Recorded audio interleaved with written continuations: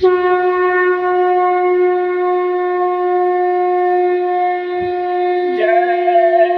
गुरुदेव, जय गुरुदेव।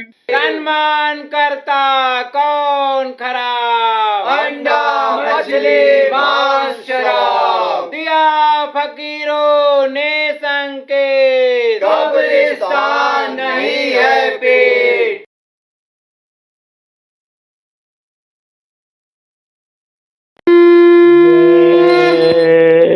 गुरुदेव।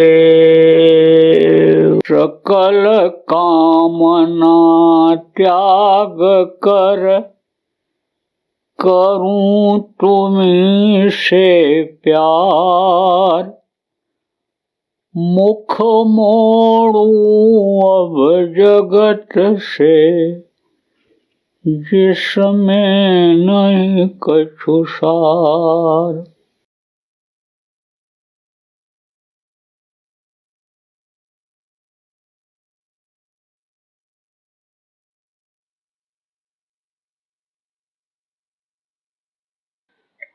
मोटी बात आप ये समझो कि जो गुरु महाराज के नामदानी हो, आप लोग आदेश का करो पालन।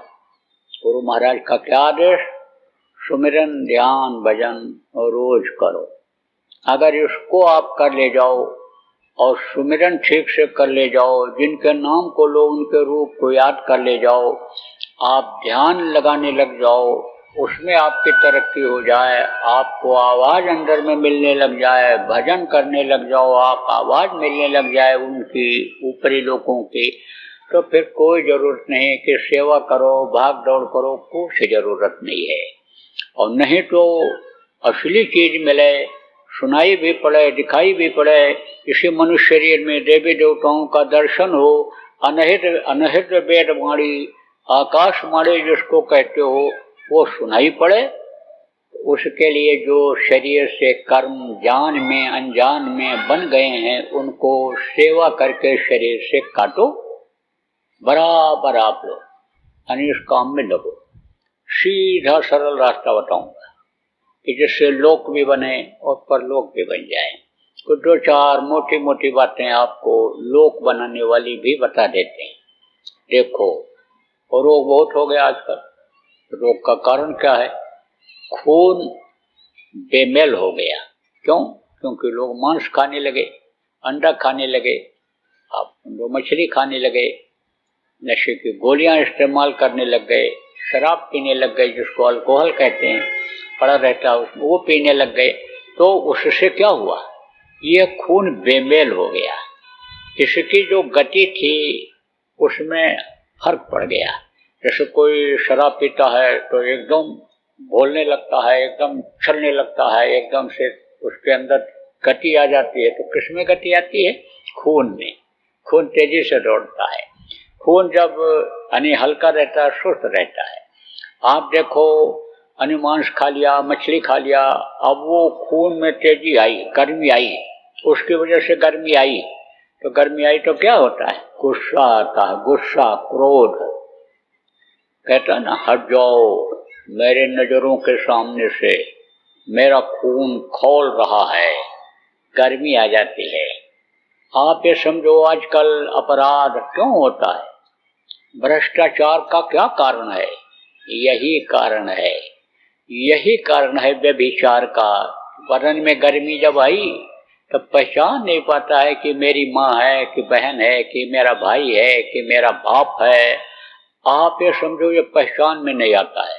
चाहे आदमी के शरीर में गर्मी आ जाए, चाहे पुरुष के आदमी की गर्मी आ जाए, चाहे औरत के शरीर में गर्मी आ जाए, तो समझो कि खून बेमेल होता है। तब ये अपराध जो नहीं करने लायक हैं वो इस शरीर से बन जाते हैं।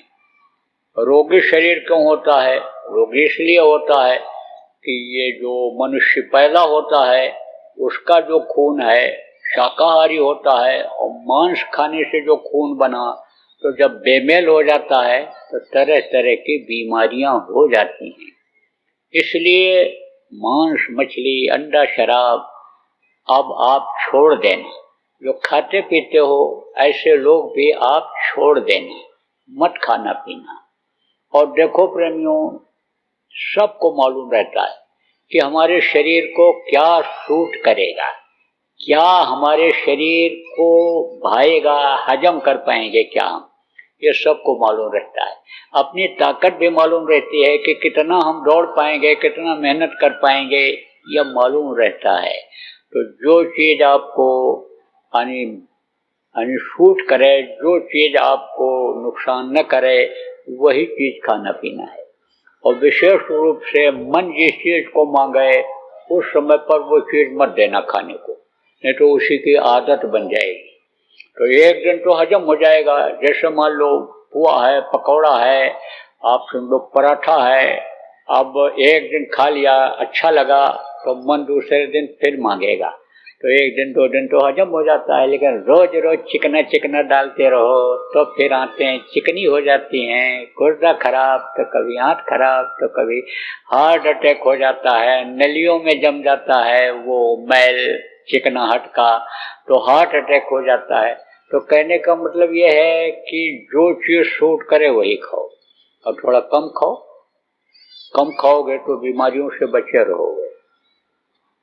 मन नहीं मानता है, बड़ा बैरी ये मन घट में, इसी को जीतना कठिना। कैसे, ये भी बता दें। कोई खा पी करके आया, रसगुल्ला प्लेट में ला के रख दो और कह दो भाई साहब खा लीजिए, बहन जी खा लीजिए।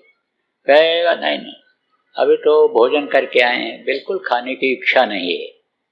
अरे ले लीजिए एक आध, खा लीजिए, एक आध ले लीजिए। तो थोड़ी देर तक तो ऐसे देखेगा और फिर एक उठाएगा, धीरे धीरे धीरे धीरे खा जाएगा, फिर दूसरा उठा लेगा, उसको भी धीरे धीरे धीरे धीरे खाएगा। अब देखो ना उसकी तरफ, देखोगे तो शर्मा जाएगा कि कह रहे थे खा पी के आए हैं और खाते दबाते चले जा रहे हैं। देखो ना तो तीसरा, चौथा, पांचवा, छठवां सब खा जाएगा। ये नहीं देखेगा कि पेट है कि चारा भूसा रखने वाली जगह है, दबा दबा के भर दो।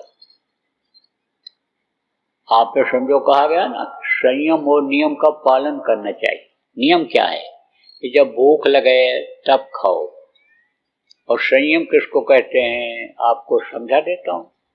देखो, सीधा कहने बजाय आपको अभी हम समझा देते हैं कैसे संयम का पालन किया जाता है। देखो, कुत्ता होता है, नियम संयम दोनों का पालन करता है।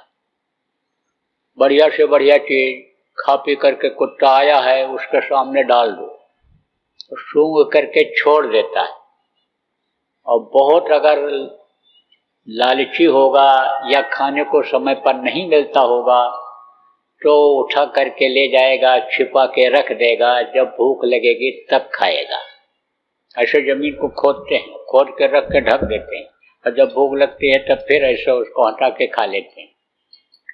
यानी पेट अगर भरा है फिर नहीं खाएगा, कितना बढ़िया से बढ़िया। और नियम का ये पालन करता है। और संयम कितना बरतता है, 12 महीना में 1 महीना उसका कुआर का महीना जब आता है तब पगलाता है, तब घर छोड़ देता है मालिक का, और फिर वो पीछे पीछे दौड़ता रहता है कुटियों के। अब आप देखो कि संयम का पालन वो करता है कि आदमी जो रोज पगलाया हुआ रहता है वो करता है। तो बच्चों और बच्चियों, संयम और नियम का पालन करना चाहिए। इससे भी शरीर के ऊपर असर पड़ता है, इससे भी उम्र के ऊपर असर पड़ता है। जैसे पहले मैंने अभी आपको थोड़े समय पहले इसी सत्संग में बताया कि 100 गुना हो जाता है श्वास, और जल्दी श्वास खत्म हो जाता है जो खर्च करने के लिए मिला है। तो संयम और नियम का करना पालन, बीमारियों से बचे रहोगे। इसी में बीमारियां कई लोगों को, घरों में कोई ना कोई बीमारी ही रहता है। यह ना बताऊं तो मैं बता देता हूँ, मैं बता दूंगा, 10, 20, 25 को बता दूंगा कि इनके घर में कोई ना कोई बीमार ही रहता है। यह भी बता दूंगा रोज झगड़ा होता है, रोज झगड़ा होता है। अब झगड़ा क्यों होता है, तू डाल डाल तो मैं पात पात, कोई एक बोला तो दूसरा 2-4 बोलते हैं, फिर उसकी आदतों के बारे में एक बोलने लगी, सास अगर बोलने लगी तो बहू सास के भी पीहर का हाल बताने लगती है, सब पता लगाए रहती है। बस उसी में लड़ाई हो जाती है, झगड़ा हो जाता है। अब जब ऐसी कोई हालत हो तो एक को गुस्सा आवे, दूसरा चुप हो जाए, झगड़ा नहीं होगा। लेकिन कभी कभी हमको मालूम है कि ऐसी हालात हो जाती है घर में कि बर्दाश्त ही नहीं होता है, क्योंकि आदत बन जाती किसी किसी की बोलने की, तो वो तो बोलता ही रहेगा। औरत तो यानी समझो कि सुलगती ही रहेगी, जैसे लकड़ी सुलगती है, जैसे लकड़ी जलती है जलती रहेगी, उसका क्रोध दिखाई पड़ने लगेगा, अग्नि उसके शरीर से दिखाई पड़ने लगेगी। अग्नि कहाँ से निकलती है? अंदर की अग्नि मुंह से निकलती है, तेज आवाज जब निकलती है वो तो वही अग्नि होती है। तो गए ना, तो गए एक उसके बाद जो यानी समझो कि अपने को बड़ा सिद्ध कहता था, बहुत सिद्ध कहता था, हम बड़े सिद्ध हैं, जो हम चाहते हैं वो दे देते हैं। जिसके पास बड़ी भीड़ होती थी, तो एक महात्मा जी गए तो बोले कि हमको आप थोड़ी अग्नि दे दीजिए। बोला अग्नि नहीं है। तो कहा कि अरे थोड़ा ही दे दीजिए। अरे बोले नहीं है अग्नि। तो कहे कि आपका बड़ा नाम सुना है, आपकी बड़ी तारीफ है, जो चीज मांगो वही मिल जाती है, तो इसीलिए आपके पास आया हूँ, आप हमको दे दीजिए, आग दे दीजिए। बोले नहीं आग वाग नहीं, हमारे पास से चले जाओ। कहे अरे थोड़ा सा ही दे दीजिए। अब गाली गलौज करने लगे। तो अब उन्होंने मन ही मन सोचा, अब आग सुलगने लगी। अब फिर उसके बाद कहे अरे गाली गलौज न करिए, दे दीजिए हमको आग, आप दे दीजिए आप। उठे और 2-4 चाटा लगाया। बोले मिल गई आग। यही तो ज्वाला में देख रहा था, यही तो आग देखो निकलने लग गई, यही तो मिल गई आग। तो अब आप समझो कि आग अगर भभकने लग जाए तो तब क्या करोगे? जैसे ये मुंह से ज्वाला निकलती है, उल्टी से उल्टा सीधा निकलता है, क्रोध से ही आदमी बोलता है, क्रोध से ही औरत बोलती है।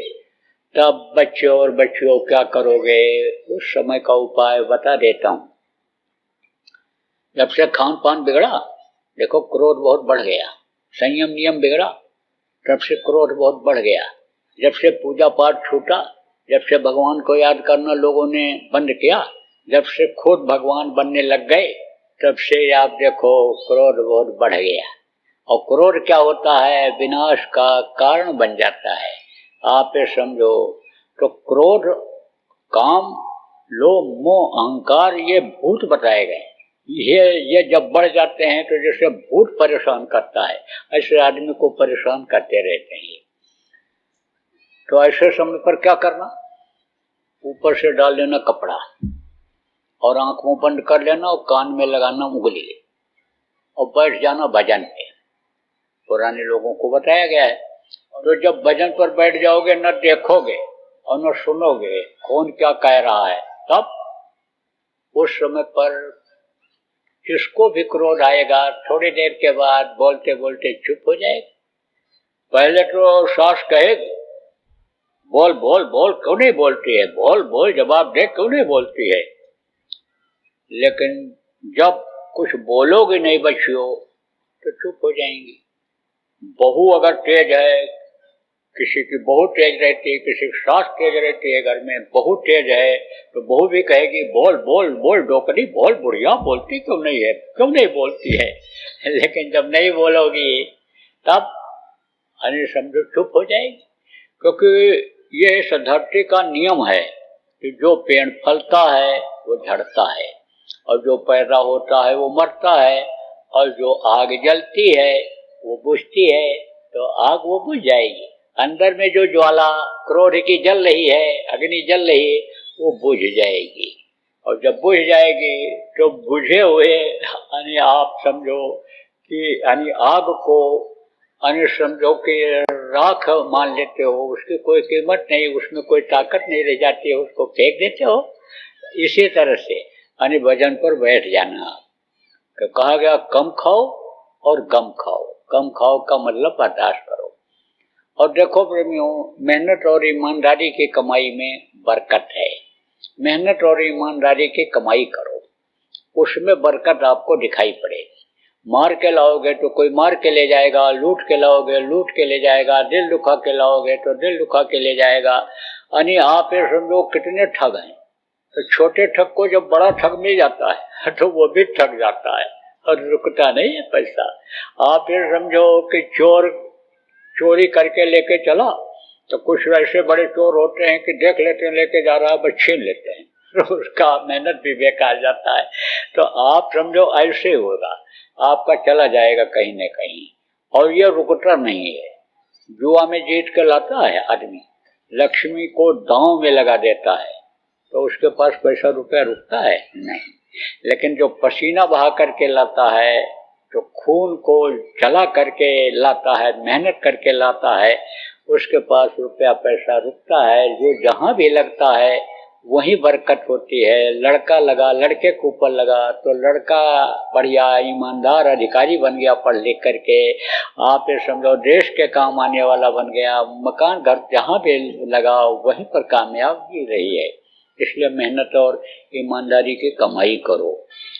बुराइयों से दूर रहो, बुरे कर्म से हमेशा दूर रहो, बुरे का साथ मत करो, क्योंकि साथ का असर होता है।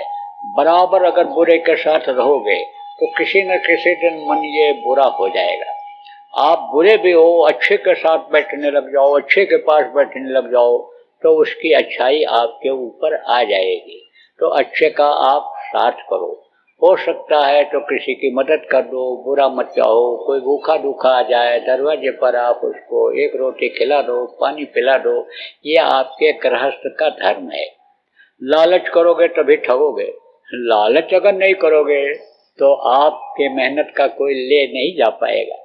और जब लालच करोगे कि हम तुम्हारे लड़के को नौकरी लगवा देंगे और तुम्हारा नौकरी में प्रमोशन करा देंगे, तुमको हम एजेंसी दिला देंगे, तुम्हारी कमाई हम 4 गुना करा देंगे, तुम्हारे खेत की पैदावार बढ़वा देंगे और इतना पैसा दे दो, तो उतना जब दे दोगे तो कोई जरूरी नहीं है कि वो इस काम को करवा ही ले जाए। और आजकल ठगी में ज्यादा लोग फंस जाते हैं लालच में। इसलिए लालच ज्यादा आप मत करो। आप मेहनत करो, अपने मेहनत पर भरोसा रखो और गुरु महाराज पर आप भरोसा रखो प्रेमी। अगर दुनियादारों को तीसरे दिन भोजन मिलेगा तो आपको रोज मिलेगा। ये विश्वास करो, आप गुरु पर विश्वास करो। आप तो आप यानी समझो कि अब उन चीजों को छोड़ो, उन चीजों को भूलो जिसमें आप फंसे हुए थे। और देखो, लड़का लड़की बड़े हो जाएं तो शादी ब्याह कर दो उनका, पूछने की हमसे जरूरत नहीं है। आपको घर बनाना है तो आप घर बना लो, घर खरीदना है तो नया खरीदो, मुहूर्त कब करना है पूछने की जरूरत नहीं है, शादी ब्याह के लिए अब पूछने की जरूरत नहीं है।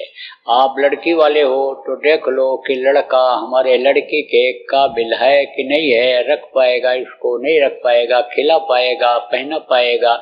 इस घर में, जिस घर में हमको इसको भेजना है, इज्जत वाला घर है कि नहीं है, इज्जत इसकी होगी कि नहीं होगी, इन सब चीजों को देख लो, परख लो और फिर उसके बाद शादी कर दो।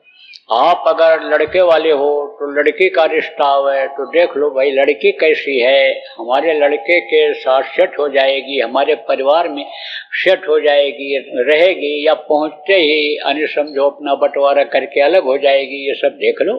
बहुत हाई फाई मत सोचो, रहन सहन भी देखो, खान पान भी देखो। आप ये समझो कहते हैं रिश्ता बराबरी का करो। जब रिश्ते में कोई फर्क आ जाता है, जब लड़का लड़की में कोई कमी रहती है, पैसे के लालच में लोग कर लेते हैं या धन देख करके लड़की का कर देते हैं, तब तलाक के मुकदमे चालू हो जाते हैं, दहेज के मुकदमे चालू हो जाते हैं, जेल भी जाना पड़ता है।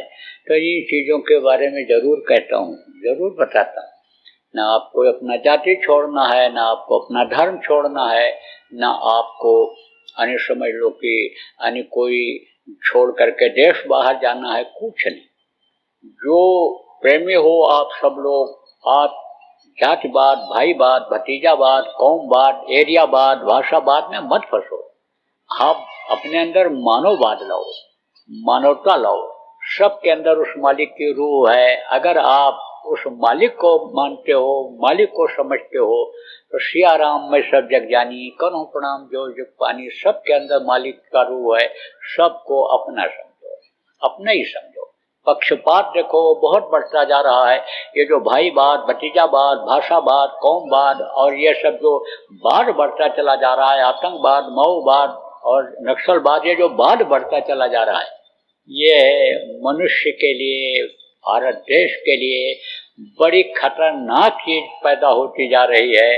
तो इनसे थोड़ा सा आप दूर रहो तो आप सुरक्षित रहोगे, और नहीं तो बगैर काम किए हुए, बगैर अपना काम बनाए हुए, बगैर जीवात्मा को परमात्मा तक पहुंचाए हुए अगर ये शरीर आपका बीच में किसी कारणवश छूट गया तो फिर तो बड़ा मुश्किल होगा। जल्दी ये मनुष्य शरीर मिलेगा नहीं। कर्म खराब बन गए शरीर से तो नरकों में करोड़ों वर्ष तक जा करके तकलीफ झेलनी पड़ेगी। तो ये सब बातें लोक बनाने का बताता हूँ। अब परलोक बनाने की भी बात बताऊंगा आपको।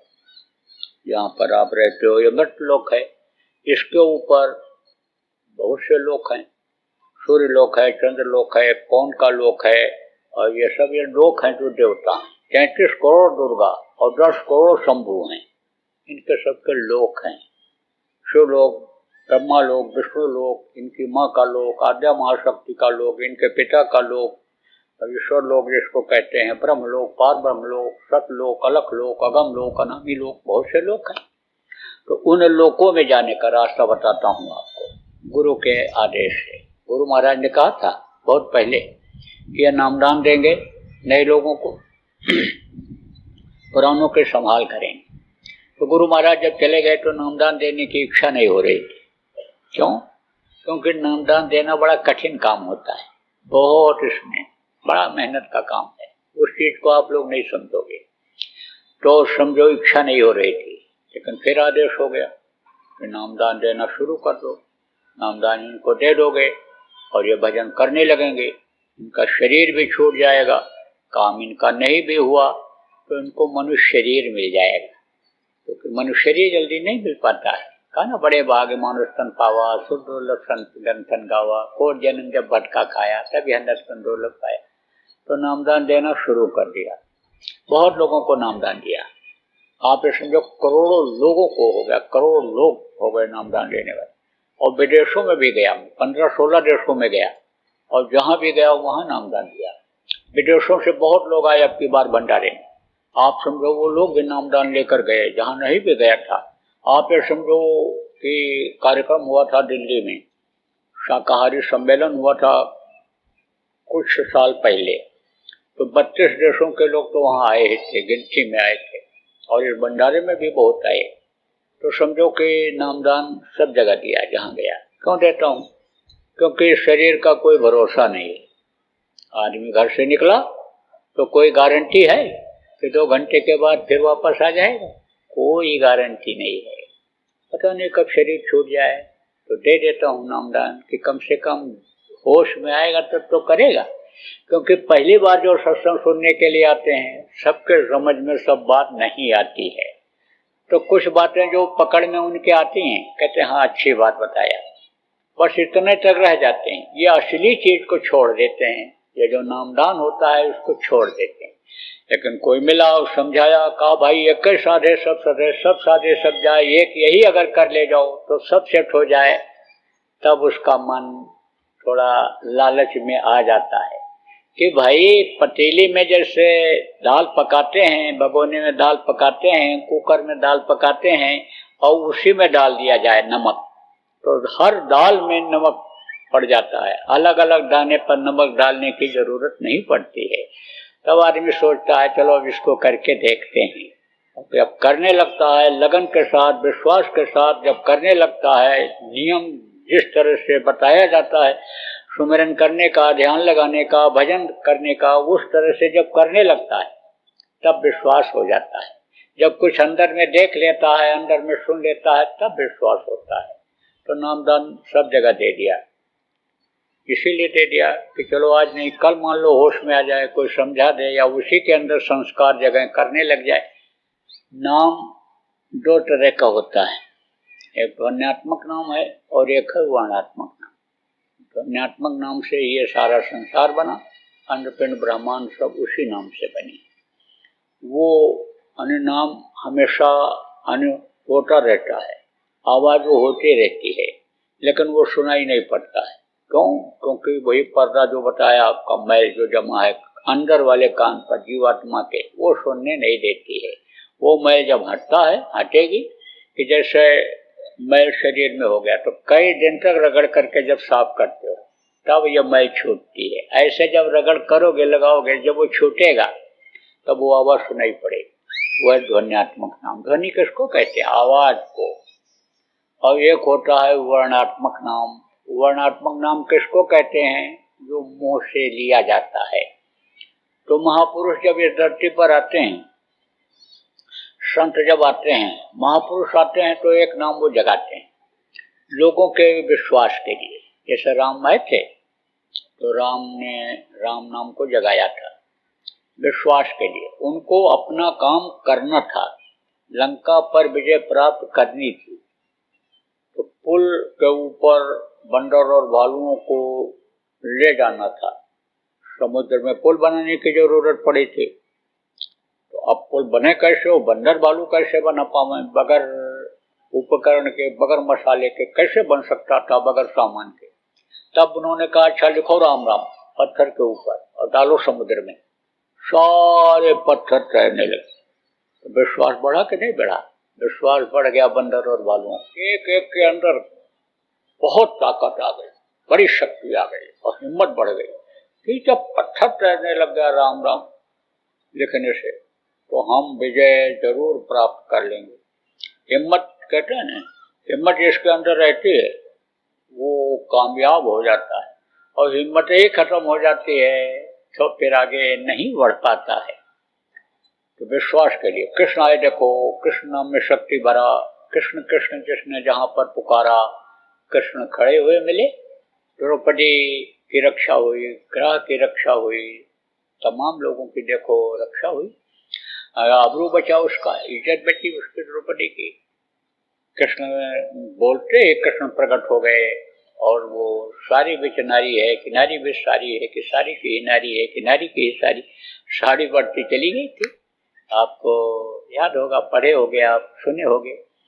तो आप ये समझो कि समय समय पर महापुरुष नाम को जगाते हैं। जब इधर संतों का प्रादुर्भाव हुआ कलयुग में, संत जब आए तो उन्होंने भी नाम को जगाया। जैसे कबीर साहब आए तो उन्होंने सत साहब नाम जगाया। अब आप समझो कि ये जो 5 नाम आपको बताऊंगा, वही नाम कबीर साहब ने भी लोगों को बताया था। पंच शब्द निर्माइल बाजे, उन्होंने कहा। ये जो आवाज है 5 नामों की, वो लगातार सुनाई पड़ती रहती है अंदर। अब बहुत से लोग कबीर साहब को मानते हैं, कबीर साहब के भक्त हैं, लेकिन वो ये कहते हैं कि सत साहब नाम से ही हमारा उद्धार हो जाएगा। जैसे इस समय पर बहुत से लोग कहते हैं कि केवल जय गुरुदेव नाम का जाप करो, जय गुरुदेव नाम से उद्धार हो जाएगा। अब आप ये समझो, अगर वर्णात्मक नाम से ही उद्धार होने को होता तो 5 नाम ये क्यों बताते? आपको समझने की जरूरत है कि 5 नाम का सुमिरन करे, संत कहें तब बहुत से तरह, तभी इससे छुटकारा मिल सकता है। ये जो वर्णात्मक नाम है, इससे क्या होता है कि इससे विश्वास होता है आदमी को, और आदमी को जब विश्वास होता है तब अरे समझो कि इस पर भी विश्वास करता है। क्योंकि ये जो सुमिरन है, ध्यान है, भजन है, ये जो 5 नाम है, ये बाहर से एक तरह से नीरस लगता है तो जल्दी विश्वास नहीं होता है। लेकिन कोई बीमार है या कोई मुसीबत में पड़ गया और जय गुरुदेव नाम बोला, जय गुरुदेव नाम बोल करके दवा पिलाया, जो दवा नहीं फायदा करती है और निराश हो गया है, जय गुरुदेव बोला, वो दवा फायदा कर गई, बुखार कम हो गया, बुखार उतर गया, तो विश्वास हो जाएगा कि नहीं हो जाएगा? ऐसे विश्वास होता है। इससे बहुत लोगों को विश्वास हुआ। मुसीबत जब आई, जय गुरुदेव नाम बोले, विश्वास हो गया। गुरु महाराज के ऊपर विश्वास हो गया कि जिन्होंने ये कहा कि जय गुरुदेव नाम बोल करके मुसीबत में देख लेना, तो उनको विश्वास हो गया। तो एक एक बात विश्वास वाला जब हो जाता है तो दूसरे पर, तीसरे पर, चौथे पर विश्वास हो जाता है आदमी को। कोई किसी को धोखा नहीं देता है, झूठ नहीं बोलता है, बेईमानी नहीं करता है, तो आदमी कहता है देखो भाई आप झूठ नहीं बोलते हो, हमको आपके ऊपर विश्वास हो गया, धोखा नहीं देते हो, विश्वास हो गया, तो विश्वास हो जाता है तो इसको भी करने लगता है। मोटी बात आप ये समझो प्रेमियों कि लोहा सोना बन जाता है। कब बनता है? जब पत्थर से उसको छुआ दिया जाता है। कौन सा पत्थर? पारस पत्थर, इसको पारस मणि पत्थर कहते हैं। लेकिन लोहे के ऊपर अगर जंग लगा हो, मुर्चा लगा हो, गंदगी लगी हो तो सोना नहीं बन पाएगा। तो गंदगी पहले साफ की जाती है और फिर पत्थर से छुआया जाता है, तब लोहा सोना बनता है। ऐसे ये जो गंदगी है अंदर में जमा है जीवात्मा के ऊपर, ये जय गुरुदेव नाम के ध्वनि बराबर बोलते रहने से सफाई होती है कर्मों की, इससे मन लगता है, तकलीफें तो दूर होती ही होती हैं। जिन लोगों को बताया गया कि घर में किसी भी प्रकार की तकलीफ रहती हो, चाहे सत्संगी हो चाहे गैर सत्संगी हो, शाकाहारी नशा मुक्त रह करके 1 घंटा सुबह शाम जय गुरुदेव नाम की ध्वनि बोलो और परिवार वालों को बुलवाओ, तो धीरे धीरे घर की तकलीफ चली जाती है, धीरे धीरे जाती है। क्योंकि तकलीफ एक दिन आई तो दूसरे दिन चली जाती है। दस्त बहुत होने लग गया तो एक खुराक दवाई खा लो तो ठीक हो जाता है। लेकिन बार बार दस्त आता है, खाओ तो ऐसे दस्त के लिए भागो, पेट बधे ही नहीं, पतली ही लेटन हो, बहुत दिनों से हो, तो वो उसको क्या कहते हैं? संग्रहणी। तो संग्रहणी में अन्य समझो कि देर लगता है। तो जो बहुत दिनों के कर्म हैं एक दिन बोलने से कैसे कटेंगे, इसलिए बार बार बोलना पड़ता है, बराबर रट लगाना पड़ता है, तब ये कर्म कटते हैं, तब तकलीफ जाती है। तो जो लोग लगातार जय गुरुदेव नाम के ध्वनि घर में बोलने लग गए, परिवार वालों को बुलवाने लग गए, ध्यान भजन करने लग गए, ध्यान भजन कराने लग गए, आप ये समझो कि थोड़ी बहुत अन्य दवा से, थोड़ी बहुत युक्ति से उनको आराम मिल गया। आप ये समझो कुछ लोगों की तकलीफें चली भी गई। तो इसलिए आपको याद दिलाता हूं कि आप लोग अगर नहीं बोलते हो, भूल गए हो पुराने लोग, तो आप शुरू कर दो, और नए लोग जो आप आए हो आप सीख लो कि कैसे बोलोगे, कैसे लोगों को घर में बुलवाओगे आप नाम ध्वनि जय गुरुदेव नाम की। जय गुरुदेव जय गुरुदेव जय गुरुदेव जय जय गुरुदेव।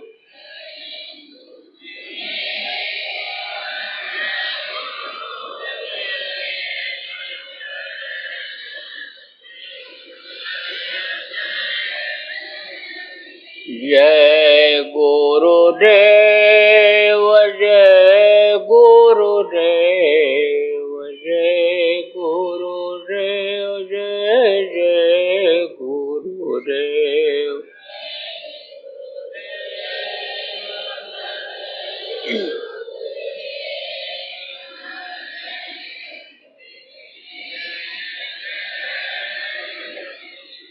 इसी तरह से नाम ध्वनि बोलना है और लोगों को बुलवाना है।